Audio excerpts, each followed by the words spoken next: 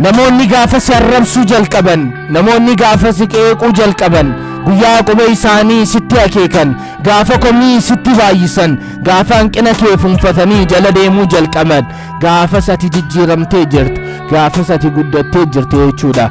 Namoonni si cinatti argaman gaafa dubbiidhaan teessuma si dhoorgan, gaafa imala keetitti gufuu ta'an, gaafa daandii keetirra dhaabbatanii dhagaa sitti darbachuu jalqaban, gaafas akka isaan dura tarkaanfachaa jirtu beeki. Hubadhu, namni garagalee dhagaa taa'u arrabsu hin jiru, namni saree duute dhagaadhaan tumu hin jiru. Ati deemsa kee hin dhaabin, hin dhaabbatin, dubbii isaaniif gurra hin kennin. Tuffadhu, ifa fuuldura kee jiru qofa milladhu. Osoo isaan si arrabsanii shorroqaa deemi, osoo isaan hamilee keetirra dhaabbatanii fuulduratti tarkaanfadhu, osoo isaan dhagaa sitti darbatanii callisii fiigi, osoo isaan si ilaalanii dachirratti isaan dhiisitii samirra barari.